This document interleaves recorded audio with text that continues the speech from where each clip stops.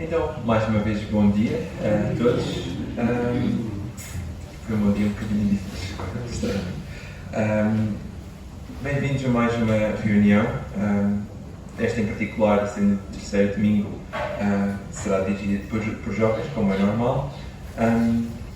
Temos já acabado o livro de Colossenses no mês passado. Este mês de junho vamos dar início ao estudo, a esta série de pregações sobre que incidem que incidem no livro de 1 de Samuel, aliás.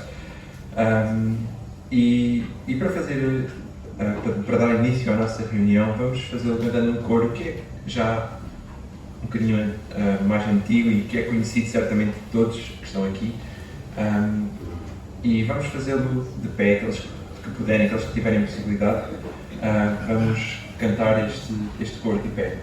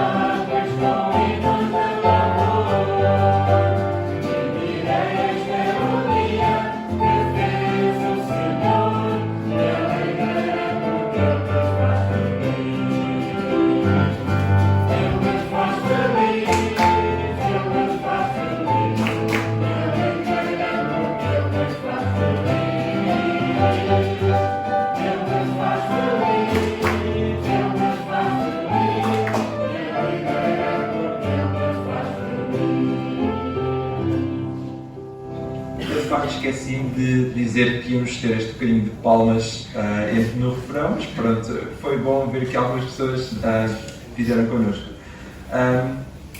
Dando então continuidade à nossa reunião, eu pedia, pode ser ao Emerson, para nos dirigir uma palavra de oração. Te agradecemos, Senhor. Te agradecemos pelo dia, pelo fato de que estamos bem, com saúde, e podemos vir à tua casa. Mas em especial agradecemos porque o Senhor colocou no nosso coração o desejo, Pai, a vontade de vir à tua casa. Somos gratos porque o Senhor já estava aqui.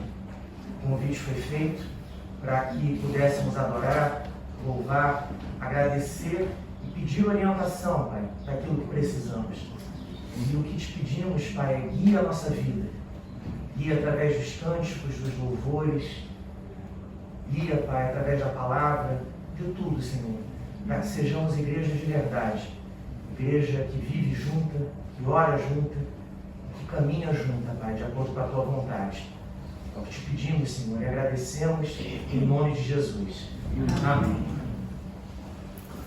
Ainda permanecendo de pé, vamos cantar esta próxima música, que esta já não tenho bem certeza se é tão conhecida de todos, mas o facto é uma música que nos diz, ou que nos lembra um pouco do caráter de Deus, um pouco dos atributos dele. E vamos então cantar esta música, tentando a letra também, e cantando estas palavras com o nosso coração.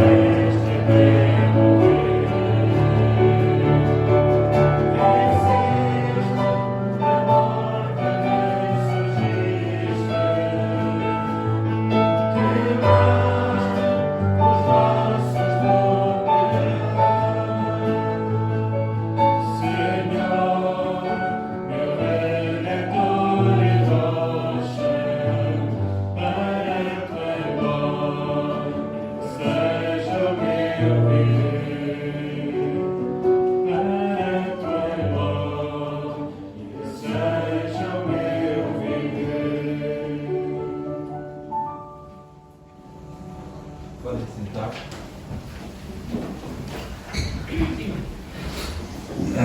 De anúncios, temos os pedidos de oração que estão projetados e as revistas de refrigério que estão nos bancos são para os irmãos levarem, aqueles que desejarem podem levar e podem ler. Eu já estive a ler alguns artigos ontem e acho que é muito enriquecedor podermos ler o trabalho da vida de outros servos, de outros irmãos na fé, que acabam por ser um bocadinho pequenas biografias da vida dessas pessoas. Não sei se algum irmão mais tem algum anúncio, alguma coisa que queira anunciar. Não? Senão vamos dar então oportunidade à nossa reunião. E de facto já cantámos sobre o quão bom é estarmos na presença do Senhor, o quão bom é louvarmos a Deus, o quão bom é adorarmos cantando, e também falarmos ou mencionarmos, lembrarmos destes atributos, do caráter de Deus, que Ele é a nossa rocha, Ele é a nossa segurança, de que Ele também é a nossa espada nas lutas que enfrentamos no dia a dia. E viver enquanto cristão, viver refletindo o Evangelho, é de facto uma luta no mundo em que estamos, na sociedade que nos envolve. E para isso, para refletirmos o Evangelho, para refletirmos o caráter de Jesus, temos que ter um relacionamento com Ele, temos que conhecê-lo melhor.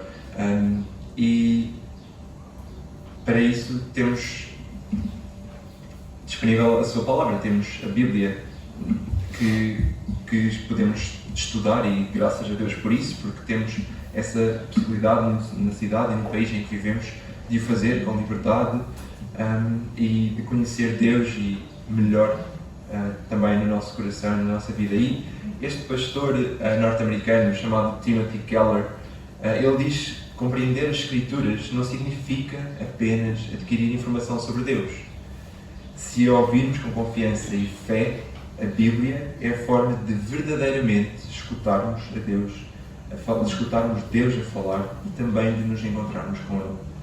Então, antes de ouvirmos a mensagem que nos vai ser transmitida pelo Anderson, vamos ainda cantar mais uma música. Esta música, a letra desta música, tem como título Fala, ó Deus.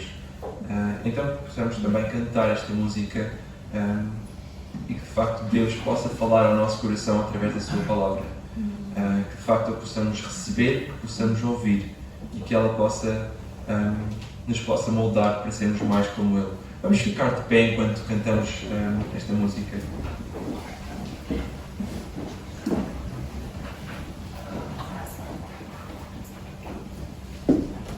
Obrigado por me lembrar. Vamos pedir ao irmão João Dias, por favor, de levantar a coleta. O irmão João não está, mas o irmão Alfredo. Obrigado. O irmão Arménio, final. Toda a verdade.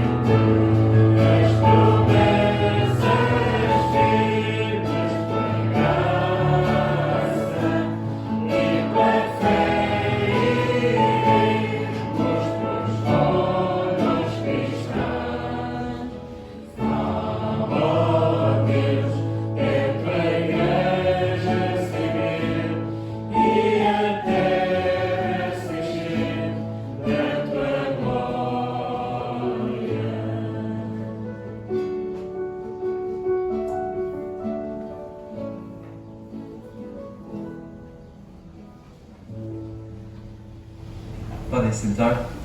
Vamos então ouvir a mensagem que Deus tem para nós. Anderson, se faz favor, podes ir, vou sozinho tentar, depois podes subir.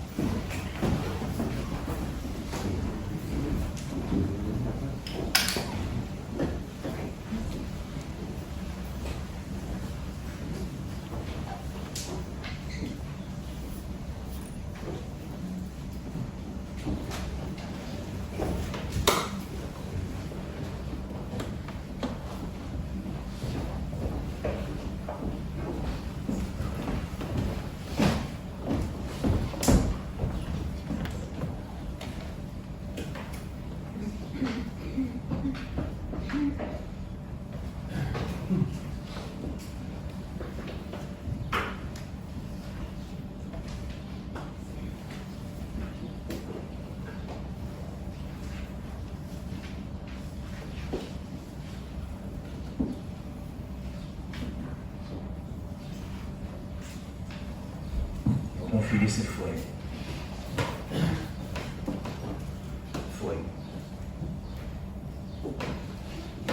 Foi, em teoria está funcionando. Não sei quanto tempo dura, mas por enquanto está indo bem. Bom dia, igreja. Vou tirar a máscara, já estourei o meu cordãozinho aqui. Que a graça e a paz do nosso Senhor e Salvador Jesus Cristo, aquele que nos ama, que cuida de nós, esteja conosco hoje e para todo sempre.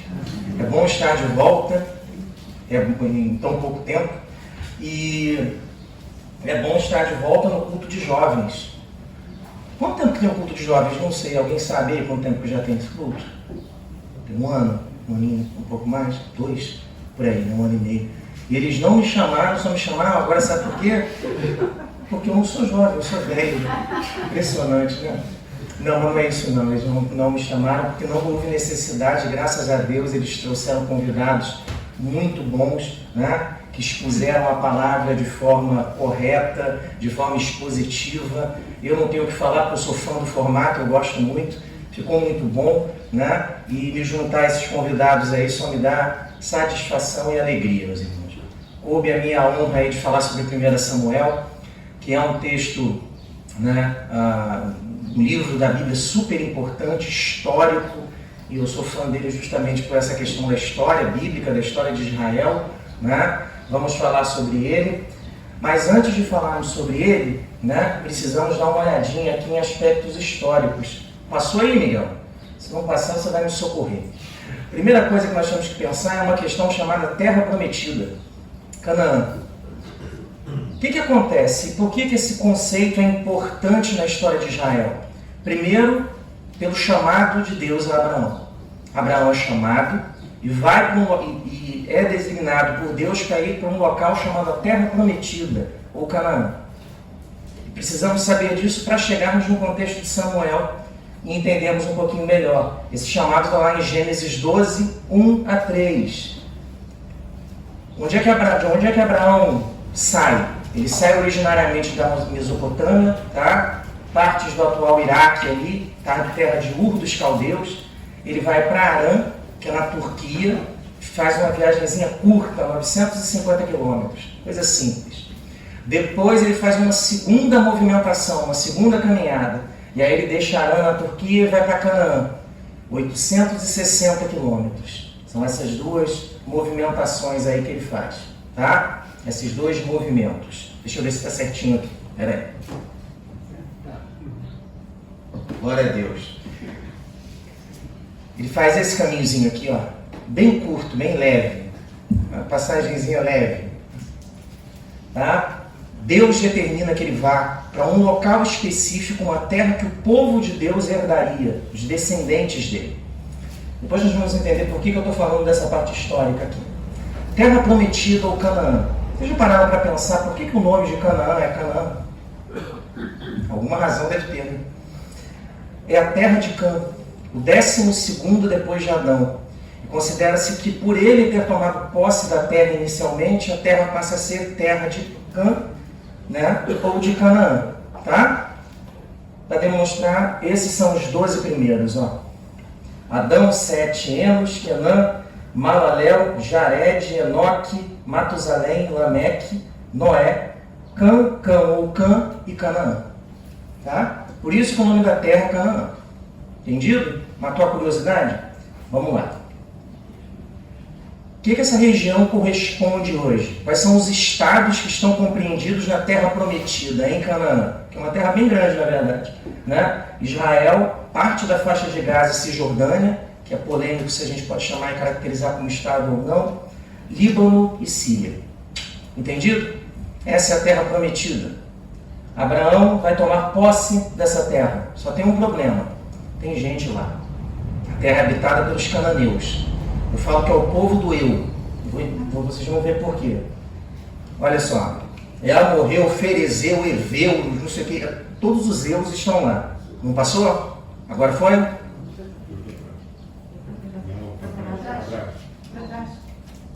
Agora foi? Tá bravo. Vamos lá. Então é o povo do eu. São os vários eus que ocupavam a terra ali. Tá? São todos esses eus aí que ocupavam. Só que Abraão, quando chega no local, ele não entra em conflito com esses povos, num primeiro momento. Ele entra de forma pacífica. Ele tem conflitos, é claro, mas a maioria da evolução e da tomada da terra é de forma pacífica. Ele acaba se estabelecendo em Hebrom. Né? As principais cidades, passou direitinho agora? As principais cidades eram essas aqui, duas muito bem conhecidas, que Abraão evita. Ele vai para uma região próxima chamada Hebrom e fica em Hebrom por um bom período de tempo.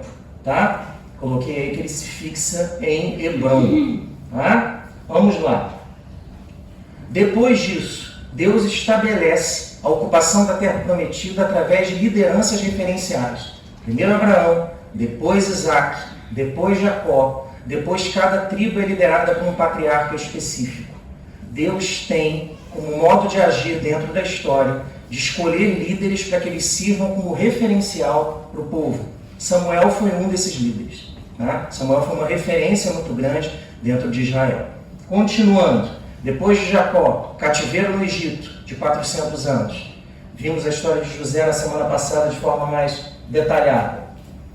Retorno a Canaã. Quando eles retornam a Canaã, eles voltam, né? O povo tem que tomar posse daquela terra, só que tem um problema. Já passaram mais de 500 anos desde que Abraão, desde que Jacó deixou a terra prometida e foi para o Egito. O problema é que os povos que estavam lá, lembram dos povos dos Eus? Eveu, Jebuseu, tudo eu e tal, vamos lá. Esses povos evoluíram com o passar do tempo. Eles conseguiram ter uma vantagem sobre o povo de Deus, que era um povo nômade. Eles se fixaram na terra, desenvolveram a agricultura, desenvolveram sistemas de defesa. Eles tiveram uma vantagem que Israel não tinha mais. Moisés chega na terra prometida, próximo, passa para Josué. Josué, apesar das dificuldades, né, eu estou falando aqui da evolução dos outros povos no prazo de 500 anos, apesar das dificuldades, que eram essas aqui. Primeiro, os povos tinham uma centralização política na figura de um rei. Israel não tinha rei, já era uma teocracia. Israel não tinha cidades fortificadas, Israel não tinha exércitos, e Israel tinha uma desvantagem tecnológica. Israel estava na idade do bronze, e as civilizações do eu, que eu brinquei aqui, de Canaã, estavam na idade do ferro. Então eles produziam armas mais resistentes e armaduras mais resistentes. Ou seja, Israel não tinha a menor chance de alcançar e conquistar a terra prometida. Não tinha jeito. Mas Deus faz com que Israel consiga alcançar, vencer a terra prometida e tomar posse da terra prometida, apesar dessas dificuldades. Tá? Até aí tudo bem? Calma que nós já vamos chegar em Samuel. Antes de Samuel, termina um período específico de liderança em Israel muito forte, com Abraão, com Isaac, com Jacó, com os 12 patriarcas, com José, com Moisés e com Josué. Esse período se encerra. Quando esse período se encerra, se inicia um outro período em Israel chamado período de juízes. Então, se você der uma olhadinha na sua Bíblia aí, você pode ver que tem Gênesis, Êxodo, Levítico, Números, Deuteronômio. Depois disso, passou direitinho ou não? Não? Tá, deixa eu ver se está direitinho. Peraí. É isso. Isso aqui está ótimo, né? Inicia-se o período de juízes, tá? Voltando. E o que acontece no período de juízes? Juízes é um período de transição em Israel, da figura do patriarca para a monarquia. Tá? Esse período é o seguinte: não tem um líder fixo em Israel. Israel fica sem líderes fixos. Se olhar na sua Bíblia aí, você tem Gênesis, Êxodo, Levítico, Números e Deuteronômio. Depois disso, passa a ser um período de juízes, de Josué, e depois entra no período de juízes. É esse período aqui, que vai de 1400 a 1050 a.C., quando Saul assume o trono.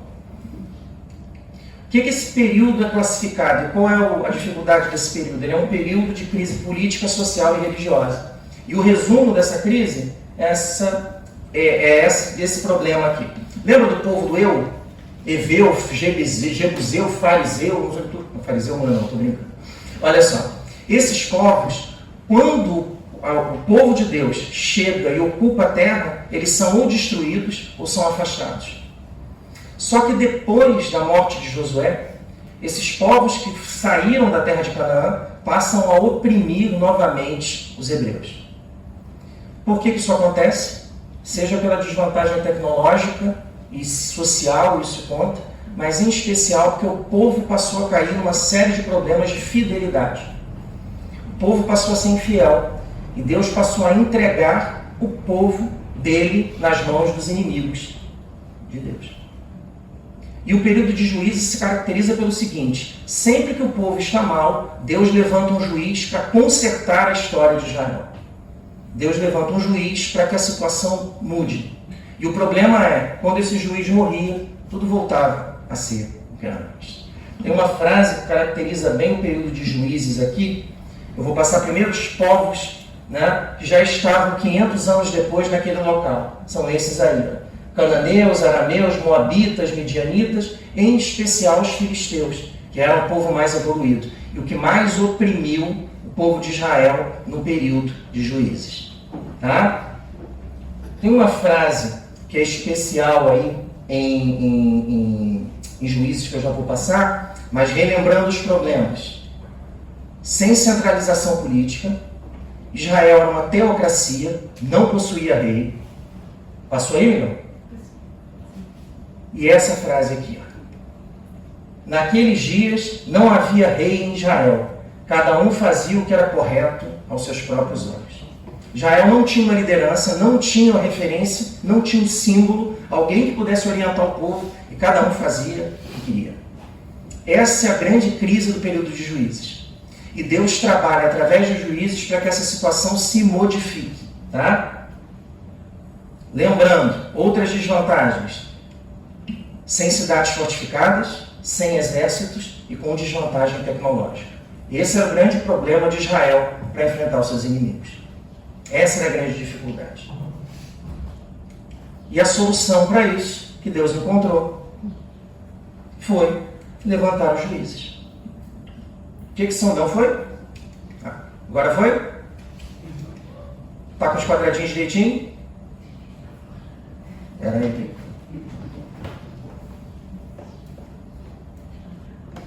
Agora foi. Que são líderes. Quando nós pensamos em juízes, voltando a falar de juízes, a gente pensa em juiz como líder militar. Líder militar não, com uma autoridade do judiciário que julga, né? Alguém com uma toga senta lá com um martelinho, bate e decide alguma coisa. Eu sou advogado, então eu conheço bem desse negócio aí. Mas olha só, na verdade não é isso não. Os juízes, eles eram líderes políticos e militares que unificavam o território em determinado período de tempo, constituíam um exército e iam para as batalhas. Essa é a grande característica dos juízes, tá? Eles buscavam trazer o povo de Deus de volta para Deus e também julgavam as questões de Israel em alguns momentos. Tá? Por que eu estou falando tanto de juízes? Porque Samuel é o último juiz. Tá? Samuel é o último juiz. Esses são os juízes. Passou, Miguel? Glória a Deus. Esses aqui são juízes. 12 juízes são descritos na Bíblia. Tá? 12. O 13º é o Samuel. Tem alguns muito conhecidos aqui, tá? Débora é muito conhecida, né? O Gideão é muito conhecido como juiz e como líder militar. Outros aqui que são conhecidos, e talvez o mais conhecido de todos esteja aqui, que é o Sansão. Mas o Samuel também é juiz, ele é o último juiz. Ele é o último juiz, ele termina o ciclo para que se inicie a monarquia com Saul. Né? Samuel unge os 2 primeiros reis de Israel, né? Saul e Davi. Samuel, então, é um líder político, ele é um sacerdote e ele é um profeta. Ele reúne essas 3 características nele. Livro que vamos ler daqui a pouco. Quem é o autor de 1 Samuel? Samuel. Essa foi fácil, né? Essa foi fácil. Samuel.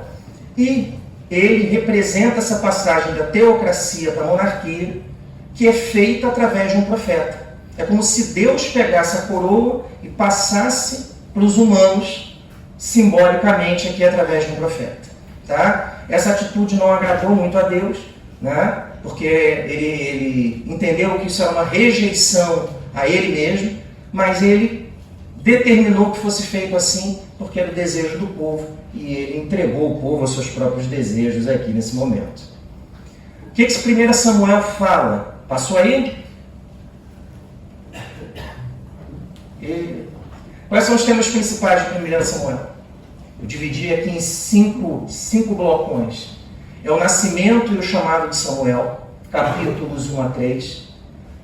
Segunda parte é quando a Arca da Aliança cai na mão dos filisteus. Só de curiosidade, a arca é roubada, né, de Israel. Ela fica um tempo desaparecida em território filisteu. Depois ela volta. Dá uma olhada lá que é super interessante. Capítulos 4 a 7. Terceiro bloco, a instituição da monarquia com Saul. Capítulos 8 a 12.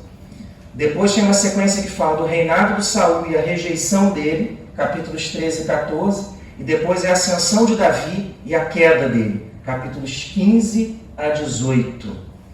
Repara como todo mundo sobe e desce aí, né? É a ascensão e queda de todos. Vamos para o capítulo 1 então, e agora vamos para a parte que nos mais interessa, que é a palavra de Deus. Passou aí, né? Então nós vamos ler 1 Samuel, capítulo 1. Eu fiz esse apanhado histórico para que nós consigamos entender como chegamos a esse texto, quem eram os juízes, quem foi Josué, por que o governo de Israel passou para a mão dos juízes, por que há essa transição em Samuel para a monarquia. É isso que nós vamos ver aqui no 1 Samuel, no capítulo 1, que coube a mim aí falar com um pouquinho mais de detalhes, mas antes de nós nos debruçarmos sobre o texto bíblico, eu quero orar por você, para que Deus abençoe o nosso culto e abençoe a palavra dele, como ele sempre faz. Vamos orar. Pai, nós te agradecemos, Pai, porque não há nada mais importante do que conhecermos a Tua palavra. Faz assim na nossa vida, Senhor, dá desejo de conhecer a Tua palavra, as Tuas Escrituras, dá desejo de meditarmos na Tua palavra, para que possamos conhecer qual é a Tua vontade, Pai, boa e agradável para as nossas vidas. Para que o Senhor mostre os caminhos que devemos seguir, para que o Senhor mostre os caminhos que a igreja deve seguir, para que o Senhor mostre os caminhos que a nossa família deve seguir.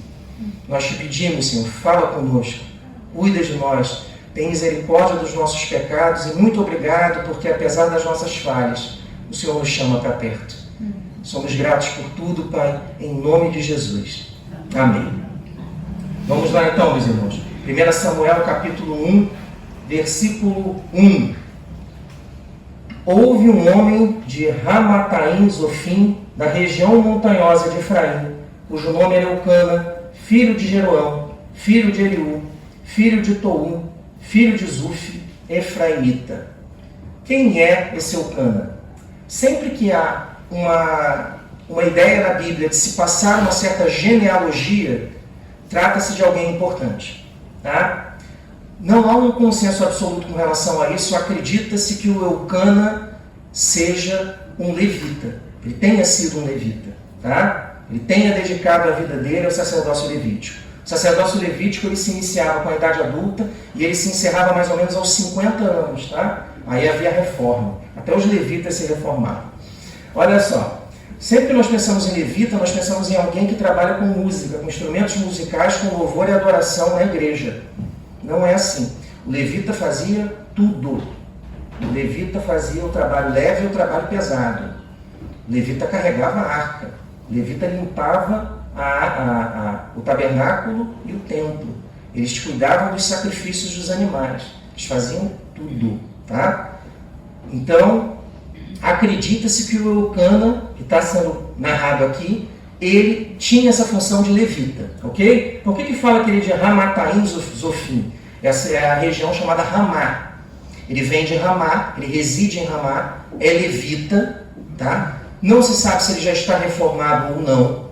O que se sabe é que ele sai dessa região de Ramá, em Efraim, e vem até o templo, o tabernáculo, pelo menos uma vez por ano, em razão de um voto. É isso que nós vamos ver aqui um pouquinho mais à frente. Ele sai da região onde ele reside e vem para a região de Siló, que é onde está a arca e o tabernáculo, para oferecer votos. É isso que nós sabemos até agora do Eucana. Vamos lá. Passou o versículo 2 aí? Oh, que maravilha. Eucana estava indo bem, não estava? Levita, tal, correto, homem de Deus, vai uma vez por ano até o santuário de Deus para cumprir os seus votos e apresentar seus sacrifícios. Aí parece que a coisa entorta aqui, versículo 2, olha, tinha ele 2 mulheres. Tinha 2 mulheres? Tinha ele 2 mulheres, uma se chamava Ana e a outra Penina. Penina tinha filhos, Ana, porém, não os tinha. Vamos lá. No Velho Testamento era possível ter 2 mulheres? Sim, mas é sempre? Não. Havia regras para isso. E a regra específica era o seguinte: quando a sua primeira esposa não pudesse ter filhos, aí era dada a possibilidade ao homem de procurar uma segunda esposa para que a descendência dele não se encerrasse. Tá? Então o que acontece? O texto não diz que a primeira mulher dele não podia ter filhos, a Ana, então ele casou de novo com a Penina. Tá? Era uma prática que não agradava a Deus, mas era uma prática do costume da época. Ele tinha 2 mulheres, ok? Uma tinha filhos e a outra não. Versículo 3. Passou? Não? Versículo 3. Continuando. Este homem subia da sua cidade de ano em ano a adorar e a sacrificar ao Senhor dos Exércitos em Siló. Vamos lá. Quando nós pensamos em sacrifício, o que vem na nossa cabeça? O templo, e que todo mundo vai para Jerusalém fazer os sacrifícios. Essa é a ideia que nós temos. Mas não era isso que acontecia. Quando o povo sai do Egito, vem pelo deserto e atravessa a terra prometida, o Rio Jordão, Jerusalém não existia, tá? O que existia era uma cidade chamada Jebus, que era ocupada pelos jebuseus. Só quem toma essa cidade é o Davi, 500 anos depois. Não existia Jerusalém.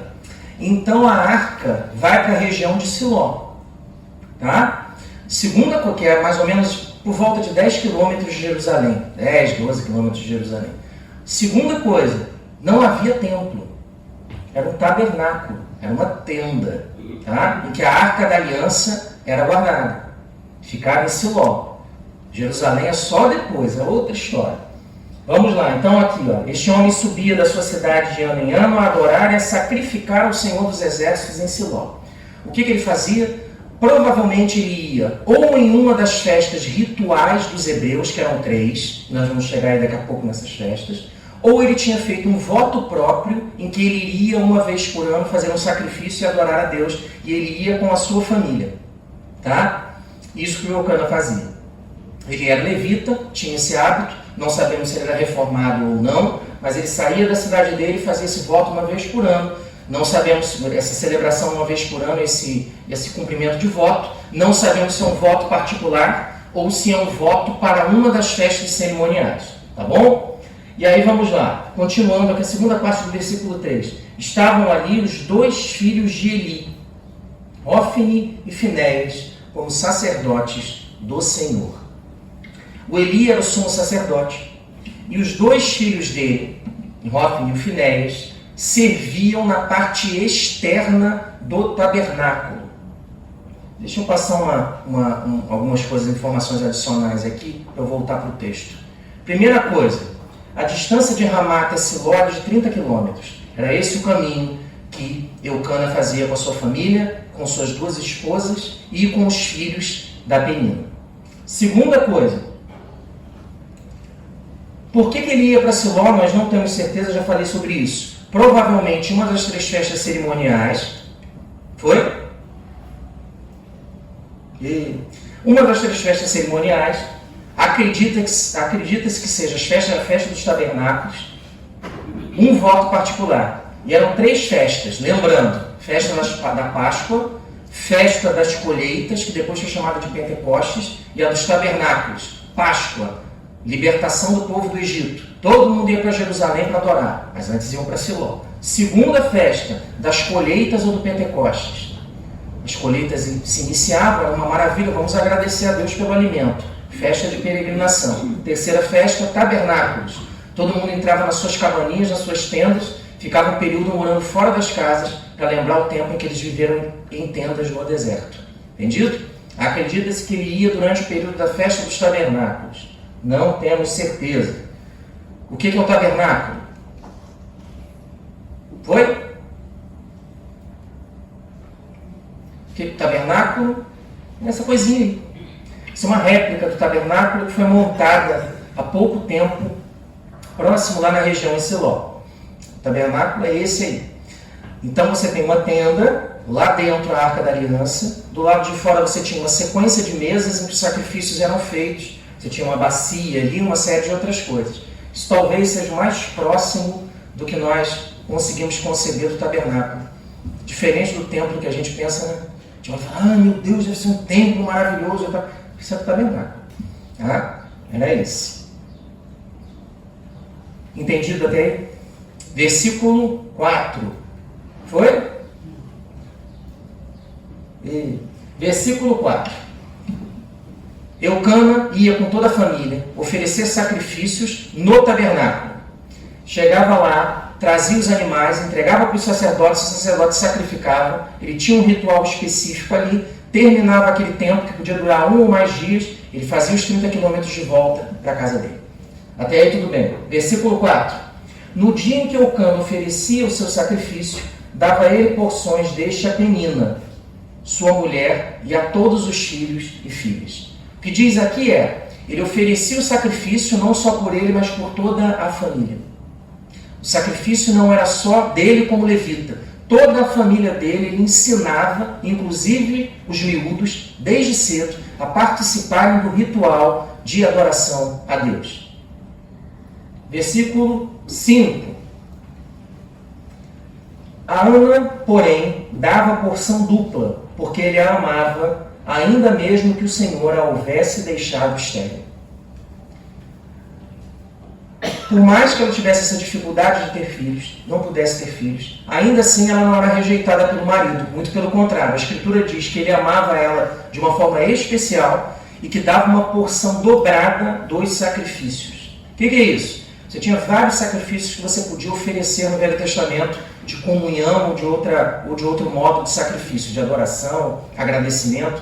Normalmente você tinha quantidades específicas de coisas que você deveria levar prescrito na lei. Determinada quantidade de grãos, 1 ou mais animais, né? Bolos, pães, enfim. Ele dava a porção dobrada para ela, como uma prova de amor, de gratidão a Deus por ela fazer parte da vida dele, apesar das dificuldades. Vamos avançar um pouco mais. Só havia um problema. Penina, a rival, que tinha filhos, provocava a Ana e ela se incomodava muito com isso. Ela dizia assim, olha, eu tenho filhos, você não tem, eu tenho filhos, você não tem, né? E isso incomodava bastante. Versículo 6. A sua rival a provocava excessivamente para irritar, porquanto o Senhor lhe havia cerrado a malha. Ela provocava, Penina provocava a Ana dizendo, olha, eu sim sou a mulher verdadeira de Eucana, porque ele teve filhos comigo e com você não. Então Deus deve ter te amaldiçoado de alguma forma aí. Tá? Sua situação não é muito boa, não. Isso realmente é incomodável. Tá? Muito. Porque o contexto em Israel, nesse período de uma mulher que não tivesse filhos, era como se dissesse assim, olha, a sua vida não serviu para nada. A sua vida não teve significado algum. Versículo 7. Volta a narrativa de Eucana com relação aos seus sacrifícios. E assim o fazia ele de ano em ano. E todas as vezes que Ana subia à casa do Senhor, a outra a irritava, pelo que chorava e não comia. A irritação da Ana não é uma irritação de ficar tristezinha só, não. Ela ficava muito amargurada, muito desesperada, não comia e ficava o dia inteiro a chorar. Bem angustiada mesmo. Bem angustiada mesmo. E aí, tem uma coisa aqui que é bem complicada, porque o Eucana é um homem de Deus, né? E às vezes os homens e as mulheres de Deus têm dificuldade de compreender, né, as questões da alma humana. Não deveria ser assim. Nós deveríamos ser os primeiros a ter misericórdia, a compreender a situação do outro. Mas olha o que o Eucana faz. Versículo 8. Então Eucana, seu marido, lhe disse: Ana, por que choras? E por que não comes? Não estou entendendo o que está acontecendo. Está triste, desanimada, chora, se desespera. Não tem nenhuma razão para isso. E por que estás de coração triste? Não te sou eu melhor do que 10 filhos?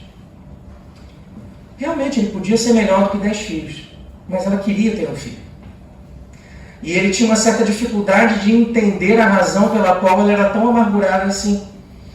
E ele era da família dela. E ele convivia com ela. Ele era um marido e ele deveria entender como a mente dela funcionava, pelo menos em alguns aspectos ali. Mas ele tinha dificuldade. E nós temos dificuldade, às vezes, de entender quem anda ao nosso lado. Quem é da nossa família. Não muda não, gente. A Bíblia só mostra o que nós fazemos. A Bíblia é um espelho que reflete a nossa alma. Nós temos essa dificuldade também. Às vezes as pessoas estão próximas a nós, são da nossa família, são do nosso convívio, mas eu não consigo compreender o que se passa. E por Eucana aconteceu isso também. E ele, ao invés de ajudar, piorou. Versículo 9.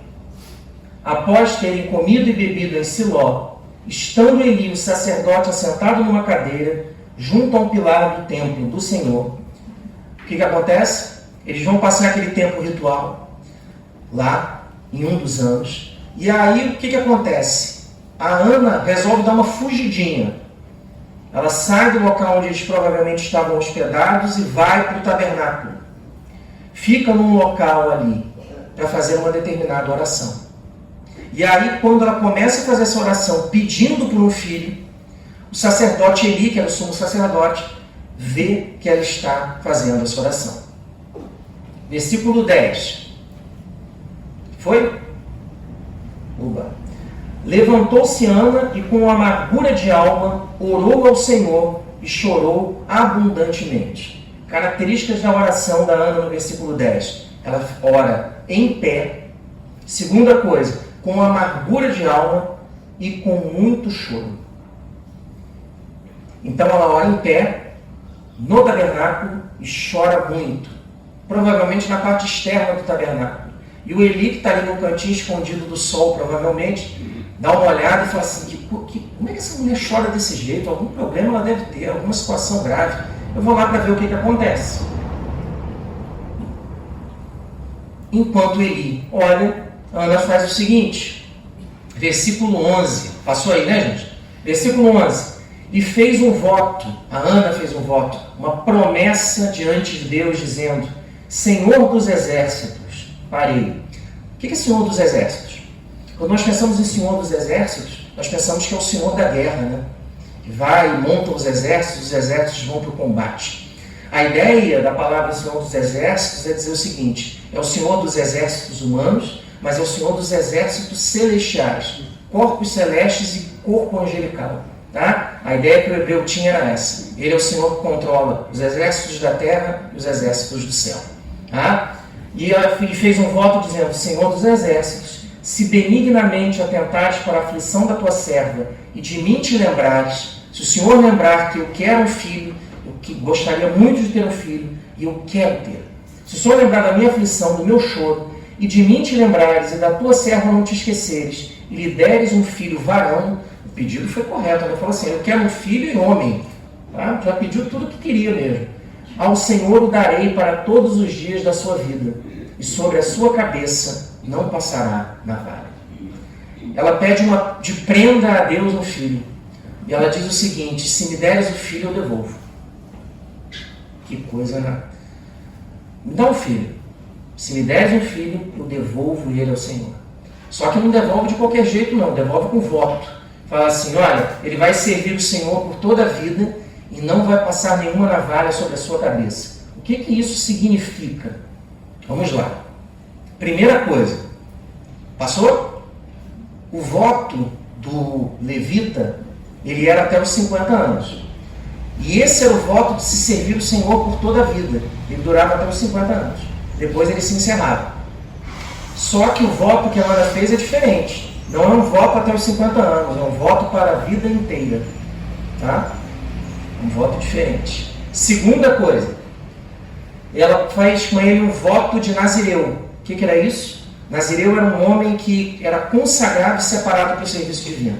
O que o Nazireu deveria fazer? Se abster de qualquer alimento relacionado a uvas, seja o vinho ou qualquer outro derivado, enfim, não podia. Segunda coisa, ele deveria se manter cerimonialmente puro durante toda a sua vida, não encostar em cadáveres e determinadas coisas. Terceira coisa, ele deveria não passar navalha na cabeça, não podia cortar o cabelo, tinha que ser bem cabeludão. Se por um acaso ele descumprisse o voto, ele deveria raspar a cabeça, pegar o cabelo, levar até, no caso aqui, a tenda onde estava o tabernáculo, sacrificava o animal, queimava o cabelo e o voto passava a continuar depois daquela cerimônia de purificação. O apóstolo Paulo faz um voto de nazireato em Atos, e ele queima os cabelos no templo, quando ele sai, levam ele preso. Mas isso é outra história. O voto nazireu era por um determinado período de tempo, porque ele era muito rigoroso. Normalmente ele durava alguns meses. Sabe quanto tempo que a Ana falou que o voto de Nazireu de Samuel ia durar? A vida toda. Tá? Ela devolve ele ao Senhor com um voto de levita eterno e com um voto de nazireato perpétuo. Tá? Vamos lá. Versículo 12. Demorando-se ela no orar perante o Senhor. Passou aí, gente? Passou Eli a observar o movimento dos lábios. Ela está em pé, ela chora e ela só movimenta os lábios, mas nenhum som sai. E aí Eli, como sumo sacerdote, vai lá cheio de sabedoria, né, para abordá-la e ver o que está acontecendo. Versículo 13 diz para nós: não sai nenhuma palavra da sua boca, por quê? Porquanto Ana só no coração falava, seus lábios se moviam, porém não se lhe ouvia voz nenhuma. E aí Eli, cheio de sabedoria, chega à seguinte conclusão: por isso Eli a teve por embriagada. Ele olha para ela e fala assim: ela exagerou no vinho. Eu vou lá repreendê-la, porque ela não está fazendo coisa correta não, exagerou no vinho. Acho que ela exagerou um pouco no tinto. E aí ele vai lá. E no versículo 14 ele diz o seguinte: ele disse: até quando estarás tu embriagada? Aparta-te de ti esse vinho. Olha que coisa estranha. Ela está em pé, a orar, de forma amargurada, a chorar. Ela vai, ora, só os lábios se mexem, não sai nenhum som. E o Eli vai lá e tem ela por embriagada. Por que isso acontece? Porque o hábito do hebreu era orar em voz alta, para que todo mundo ouvisse. E ela faz ao contrário. Como ela faz ao contrário, ela é tida por alguém que fugiu do padrão. E se ela fugiu do padrão dentro do tabernáculo, provavelmente ela está sob o efeito de álcool ou de alguma outra substância, porque senão ela não faria isso. Que coisa estranha, né? E hoje o padrão mudou completamente, né? Nós não temos mais esse hábito de orar em voz alta. Repara numa coisa: o padrão de oração do hebreu é o padrão de oração do Muro das Lamentações. Vocês já viram quando mostra o Muro das Lamentações? Estão lá os hebreus fazendo as orações deles, estão fazendo assim normalmente, ó. Não me pergunte por quê. Mas tudo bem, é um hábito cultural. Ela faz ao contrário, ela não está fazendo nenhum desses movimentos, ela está parada. E isso é que chama a atenção do sacerdote. Tá? E aí ele vai e fala para ela: olha, exageraste no vinho aí, para com isso. E ela diz o seguinte: não é vinho não. Porém Ana respondeu: não, Senhor meu, eu sou mulher atribulada de espírito, não bebi nem vinho nem bebida forte, porém venho derramando a minha alma perante o Senhor. Esse texto fala 2 vezes ou 3 de sacrifícios, eu não me lembro. Em todas as vezes que eles falam que o texto fala de sacrifício, ele usa a expressão no hebraico de um animal que é levado até o templo, sacrificado e queimado totalmente. Quando ele vai falar do sacrifício de Ana para Samuel, ela fala do sacrifício que foi feito, é como se fosse um sacrifício de uma bebida que é derramada no altar de Deus.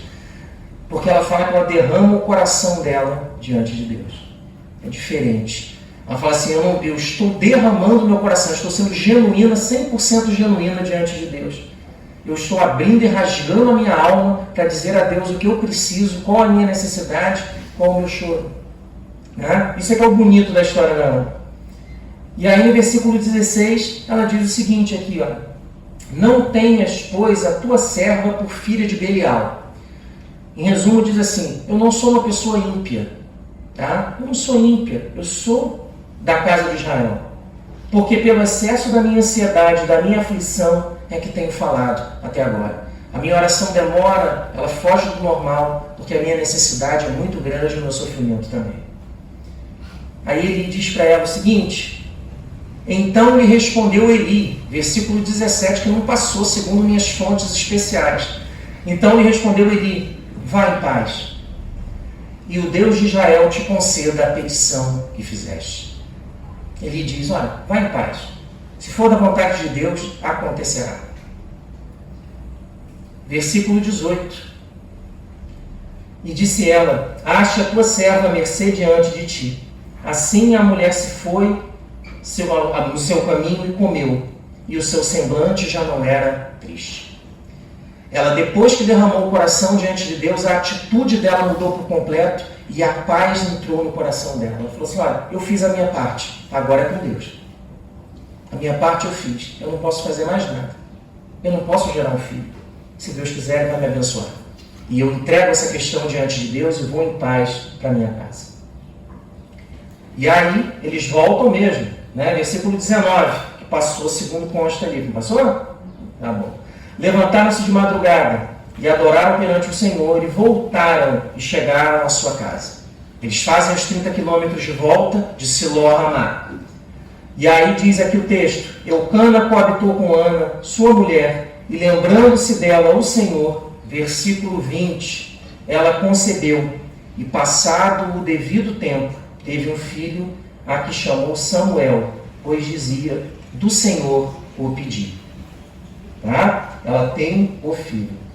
Samuel, e isso é interessante porque nós só temos um Samuel hoje, mas Samuel tem 2 traduções prováveis para o nome, tá? A primeira é Deus ouviu, e a segunda é ouvido por Deus. Mas na prática é a mesma coisa, não é?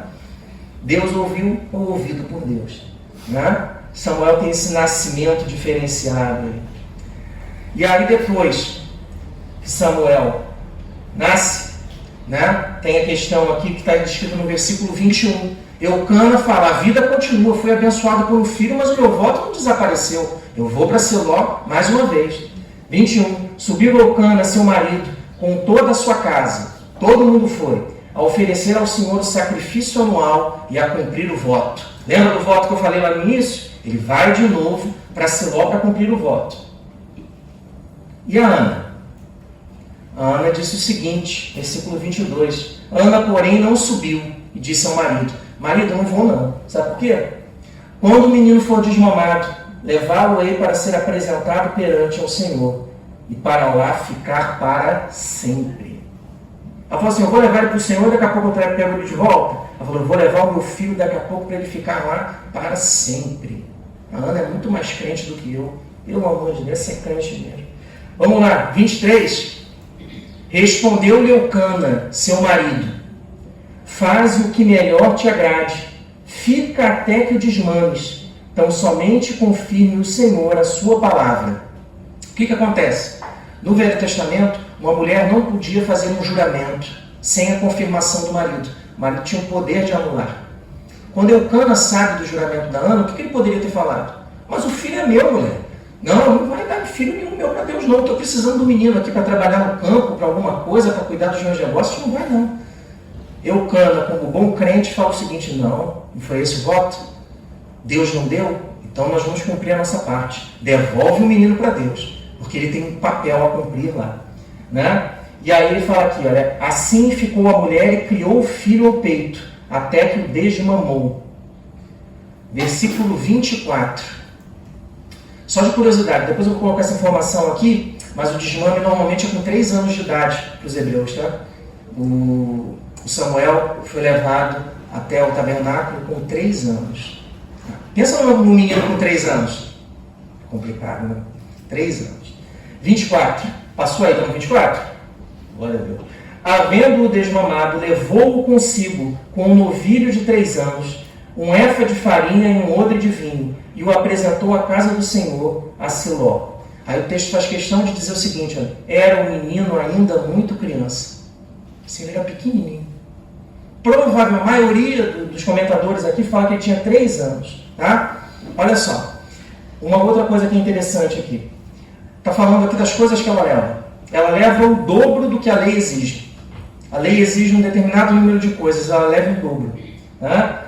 Não se sabe quanto que ela levou ao certo aqui, porque a medida não é muito adequada, mas parece que ela levou de 20 a 40 litros de farinha, tá? Além das outras coisas, e ela leva o Samuel na idade do desmame, provavelmente aos 3 anos.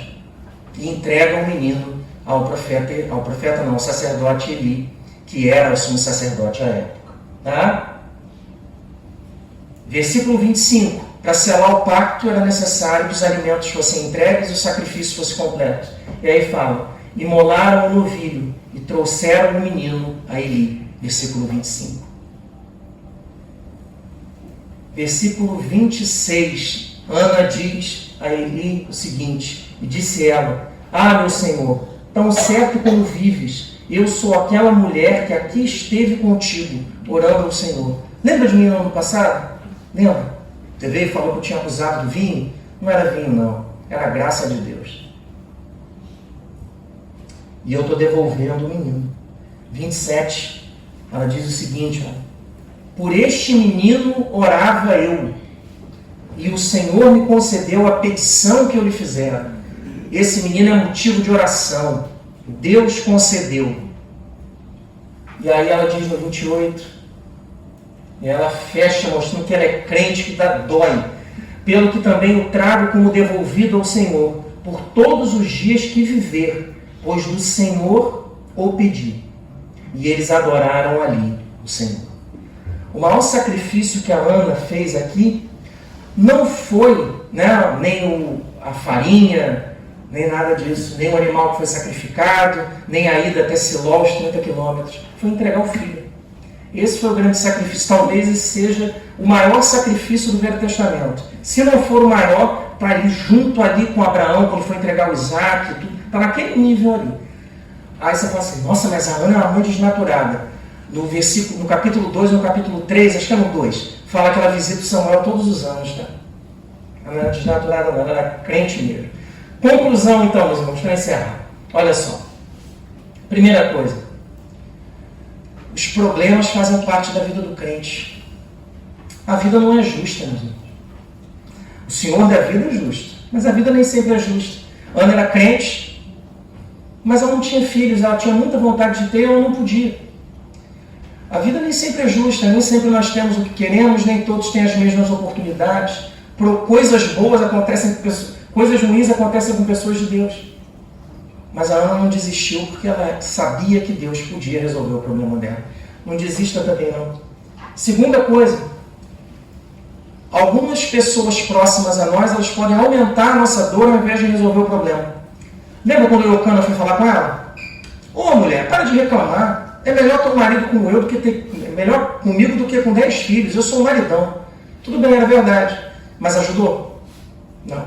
E a Penina, que era colega dela lá de casa, né? A segunda esposa, não ajudava. Muito pelo contrário. Reclamava também, causava uma série de problemas a ela. Às vezes as pessoas que estão próximas a nós, elas não ajudam e ainda atrapalham, aumentam a nossa dor. Terceira coisa que o texto nos ensina, sabe qual é? Nem sempre as pessoas da família compreendem o que nós passamos. Às vezes as pessoas da nossa própria família não compreendem a nossa dor. O que é bem complicado, né? Porque muitas vezes nós esperamos que quem é da nossa família compreenda. Outra lição que o texto nos ensina. Sabe qual é? Nós temos que ter atenção com quem sofre. Às vezes o sofrimento está do teu lado, do meu, e nós não notamos. Ali do lado, a pessoa sofre, está triste, desesperada. Ela precisa de um abraço, precisa conversar, precisa de ajuda, precisa de cuidado. Nós não vemos. Ah, ele é assim mesmo. É enjoado, é chato. Deixa ele para lá. Não quer falar com ninguém, não. E as pessoas precisam de ajuda, às vezes estão ao nosso lado, nós não vemos. Quinta coisa. Sabe o que é? A Ana, ela conseguiu ser abençoada por Deus porque ela derramou o coração dela de verdade. Ela não fingiu, ela não fingia o pedido e tal. Ela pediu tudo direitinho. Ela falou: Senhor, eu quero um filho homem, eu quero um filho homem para servir ao Senhor, porque se for menina não vai conseguir servir da mesma forma, por isso que ela pede um filho homem, porque o sacerdócio e as questões do templo eram voltadas aos homens naquela época, em grande parte hoje ainda são. E falou assim: olha, eu quero um filho para servir o Senhor para a vida toda.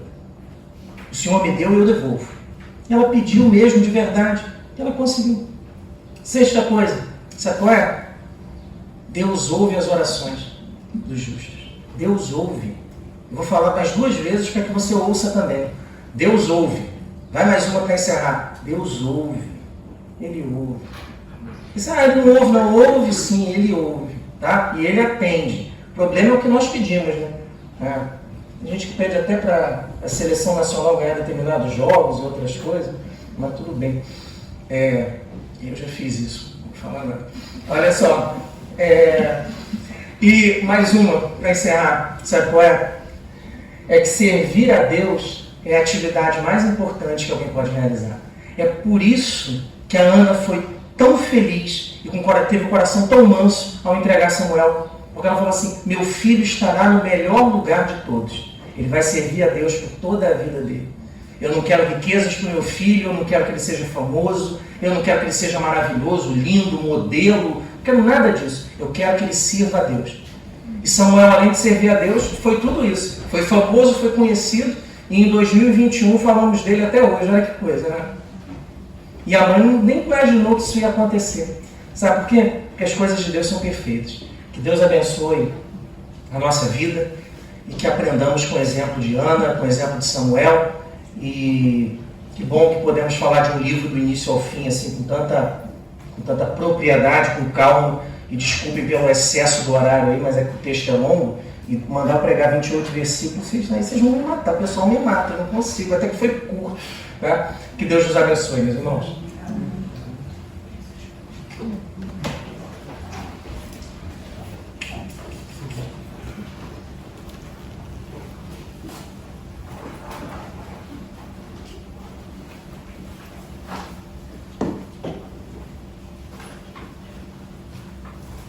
Agora está sem Covid.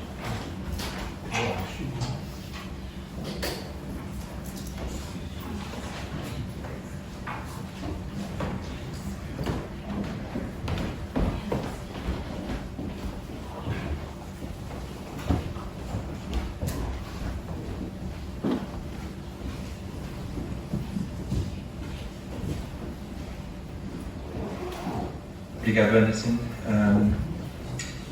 pela exposição. De facto, é muito importante ouvirmos a palavra exposta, ouvirmos a palavra simplificada, por assim dizer, desta forma, e é necessário que a apliquemos aos nossos corações.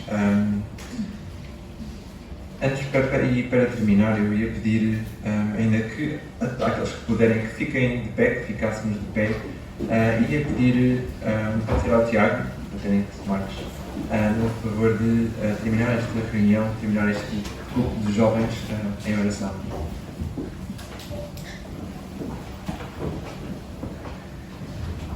Senhor nosso Deus e nosso Pai, nós estamos muito agradecidos pelo Teu cuidado para connosco, pelo Teu amor, pela Tua graça, pela Tua misericórdia que é mostrada a nós todos os dias da nossa vida.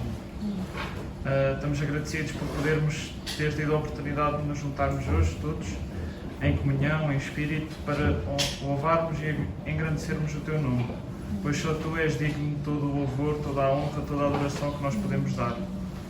Senhor, eu te peço que nos ajudes a servir-te e a honrar-te com todas as nossas vidas, com todas as áreas da nossa vida, que possa ser tudo para a honra e glória do teu nome. E que não sejamos orgulhosos nem egoístas com aquilo que temos, mas que todo o nosso tempo, toda a nossa mente, possamos continuamente estar pensando em Ti, que continuamente possamos fazer tudo pensando que estamos a fazer para Ti, não para nós, mas para a Tua honra e glória e também para que sejas conhecido pelas pessoas que estão ao nosso redor. Obrigado por todos os momentos que pudemos aqui passar, obrigado por também nos termos relembrado do sacrifício de Jesus na cruz por nós.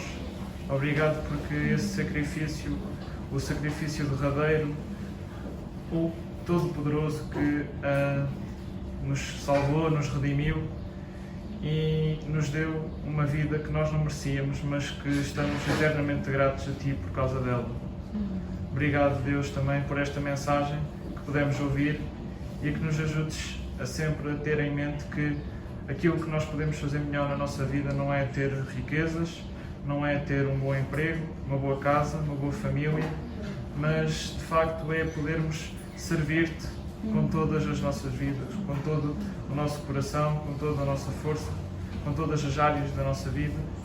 Isso sim é a melhor coisa que nós podemos fazer.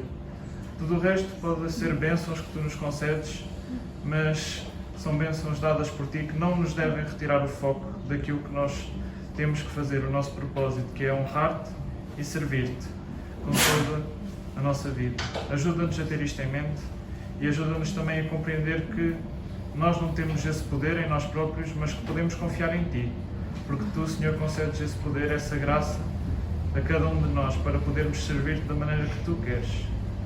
Por isso, Senhor, ajuda-nos a estar disponíveis para derramarmos a nossa vida, derramarmos a nossa alma perante Ti, em oração, na leitura da Tua Palavra, e que cada dia possamos aprender e conhecer-te mais. Te peço agora que nos despeças em paz, ajuda-nos nas coisas que temos para fazer, também abençoa-nos no resto deste dia e que em tudo possamos estar alegres, porque sabemos que somos Teus e isso é a maior alegria, a maior bênção que podemos ter. Tudo isto nós Te pedimos agradecidos, no nome de Jesus. Amém. Obrigado. Obrigado a todos pela vossa presença. Obrigado também àqueles que estiveram ou que estarão a assistir em casa. Iremos continuar esta série de 2 de Samuel. Iremos continuar a estudar este livro de 1 de Samuel, aliás, no terceiro domingo do próximo mês. Será o capítulo 2. Bom resto e um bom fim de semana. Obrigado.